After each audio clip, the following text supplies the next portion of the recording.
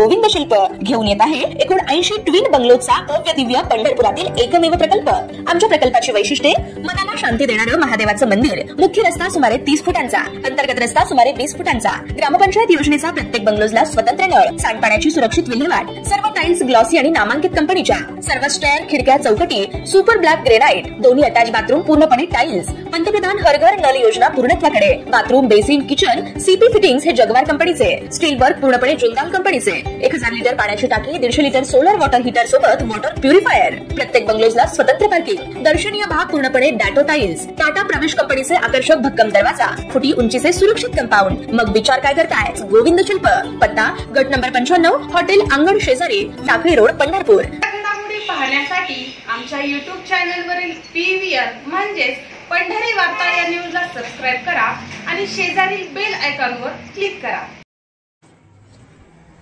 श्री विठ्ठल रुक्मिणी मंदिर समितीच्या वतीने नुकतेच कंत्राटी पद्धतीने हंगामी नोकर भरती करण्याचा निर्णय घेण्यात आला होता। यासाठी सुमारे 4.5 कोटी रुपये अपेक्षित खर्चाची निविदाही समितीकडून काढण्यात आली होती। मात्र कंत्राटी पद्धतीने नोकर नियुक्तीसाठी ठेकेदार नेमल्यास त्यांच्याकडून सध्या केवळ 300 रुपये रोजगारावर काम करणाऱ्या हंगामी कामगारांवर अन्याय होणार आहे। बाहेरील तालुक्यातील जिल्ह्यातील कामगार नियुक्त केले जातील अशी चिंता व्यक्त होती आहे। आज पंढरपूर शहर शिवसेनेच्या वतीने मंदिर समितीचे कार्यकारी अधिकारी श्री शेळके यांना निवेदन देत हे टेंडर तातडीने रद्द करावं अशी मागणी केली आहे। यावेळी शहर शिवसेनेचे विविध पदाधिकारी उपस्थित होते। विठ्ठल रुक्मिणी मंदिरामध्ये कॉन्ट्रॅक्ट पद्धतीने जी कामगार भरती करण्याची श्री विठ्ठल मंदिर समितीचे कार्यकारी अधिकारी यांनी निर्णय घेतला, त्या निर्णयाच्या विरोधात आज आम्ही शिवसेनेच्या वतीने आज पंढरपूर शहर विश्वजित मुन्ना भोसले, उपजिल्हा प्रमुख श्री सायनाजी बडवे आणि आमचे राहुल धोत्रे यांच्या वतीने आज आम्ही शेळके साहेब कार्यकारी अधिकाऱ्यांना निवेदनद्वारे आमच्या ह्या टेंडरच्या विरोधात आम्ही मैदानात उतरणार आहे। आमच्या पंढरपुरातील गोरगरीब मुलांवरती, महिलांवरती, विधवा महिलांवरती त्यांची उपजीविका ही श्री विठ्ठल रुक्मिणी मंदिर समितीच्या आधारावरती असताना श्री विठ्ठल रुक्मिणी मंदिर समितीचे कार्यकारी अधिकारी व सदस्य सहअध्यक्ष यांनी निर्णय घेतला। त्या निर्णयाच्या विरोधात आज आम्ही श्री विठ्ठल मंदिर समितीच्या कार्यकारी अधिकाऱ्यांना निवेदन दिलं, ही कुठल्याही पद्धतीने आम्ही ही टेंडर पास करू देणार नाही। आमच्या पंढरपुरातल्या जर तरुण वर्गांवर जर अन्याय होत असेल तर आम्ही कदापि ही सहन करणार नाही। जरी टेंडर पास झालं तर आम्ही शिवसेने स्टँडनं उत्तर देऊ, ते टेंडर कुठल्याही मायकलला निघू दे, ते टेंडर आम्ही होऊ देणार नाही अशी आज आम्ही घोषणा देतो। जय जिजाऊ, जय शिवराय, जय महाराष्ट्र। एवढा पंढरपूर शहरातील युवकांचा जिव्हाळ्याचा प्रश्न असताना सुद्धा आजी माझ्या आमदारांनी यावर अद्यापही एक शब्द काढलेला नाही, काय सांगू शकता? आजी माझ्या आमदारांनाही तुमच्या माध्यमातून मला एक विनंती आहे की आपण ह्या 200 पोरांचं जी रोजीरोटीचा प्रश्न आहे त्याच्याकडे तुम्ही दुर्लक्ष करताय। तुम्ही दुर्लक्ष ह्या 200 मुलांकडे करू नका।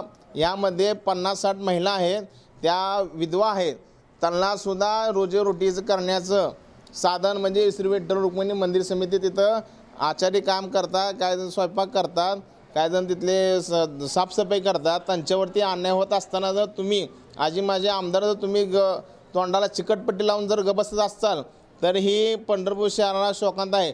आज आम्हाला खरं तर स्वर्गीय भारत नाना भालके यांची आज आठवण येत आहे की ते भारत नाना भालके जर आज पंढरपूर शहराला असा खमके आमदार असला असता तर हे टेंडर कुठल्याही पद्धतीचं पास झालं नसतं। जर हे टेंडर जर ह्या मंदिर समितीने आमच्या निवेदनात जरी नाकारून जर केलं तर आम्ही उद्याच्याला मुख्यमंत्री साहेबांकडे या टेंडरच्या विषयी आम्ही माहिती देऊन आमचे सर्वासर्व श्री राजाभाऊ खरे भावी आमदार विधानसभा मोहोळ तालुक्याचे नेते ही आज मुख्यमंत्री साहेबांची भेट घेऊन त्यांना ह्या सगळ्या परिस्थितीचा आज त्यांनी आढावा करणार आहेत की ही टेंडर 200 मुलांचं आहे। मला एक शोकांत वाटते की पंढरपूर शहरामध्ये आमदार असताना सुद्धा, सत्तेतलाच आमदार असताना सुद्धा तो आमदार हा विषयावर कुठल्याही पद्धतीने बोलत नाही। पण आमच्या मोहोळ तालुक्याचे भावी आमदार आणि आमदारही नसताना त्यांनी ह्या विषयावर कार्यकारी अधिकारी सहअध्यक्षाला फोन लावून आणि आज मुख्यमंत्र्यांची भेट घेऊन पत्राद्वारे हे टेंडर रद्द करा. माझ्या पंढरपुरातल्या 200 मुलांचं व कुटुंबाचं जर उदरनिर्वाहाचं साधन जे मंदिर समिती आहे ती जर थांबत असेल तर मी कदापि सहन करणार नाही असे आमचे नेते राजाभाऊ खैरे यांनी म्हणले. आणि आज ते मुख्यमंत्री साहेबांकडे भेट केली. जर आमच्या 2 स्थानिक आमदारांना एवढीच विनंती आहे आता जी चालू आहे, तुम्ही पूर्णपणे ह्याकडे लक्ष द्या, इतर गोष्टीकडे लक्ष नाही द्या. जर हे टेंडर पास झालं 200 मुलांवरती 50 महिला आहेत त्यांच्यावरती अन्याय होईल. जर अन्याय झाला तर त्यांच्या नोकरी जे उपजीविक आहे त्यांना परत रोडवर याची पाळी येईल. तर तसं न करता माझ्या ह्या मंदिर समितीला एक विनंती आहे, कुठल्याही पद्धतीचं टेंडर तुम्ही काढू नका. आणि जर तुम्ही काढलं तर त्याला शिवसेना पद्धतीनं तुम्हाला स्टाईलला समोर यावं लागेल. आजी माझ्या आमदारच या टेंडरला पाठबळ देत आहेत अशी चर्चा सुरू आहे. अजिबात नाही, असं कुठल्याही पद्धतीचं झालेलं नाही. आजी माझे आमदार ही त्या टेंडरला पाठिंबा देणार नाही, त्यांचाही विरोध आहे. परंतु शोकांता वाटते की यामध्ये तुम्ही स्वतःहून जातीहून लक्ष घालून या मंदिर समितीच्या कार्यकारी अधिकाऱ्यांना व तुमच्या मार्फत आम्ही छोटे कार्यकर्ता आहोत तुमचे, जो तुमच्या माध्यमातून मुख्यमंत्री उपमुख्यमंत्री फडणवीस साहेब असतील व शिंदे साहेब यांच्या तुम्ही जाऊन हे निवेदनात तुम्ही पत्र द्या की तुम्ही हे टेंडर थांबवा. माझ्या पंढरपुरातले स्थानिक जी 2 पंढरपूर तालुक्यातील स्थानिक जे आहेत तरुण वर्ग त्यांना न्याय द्या.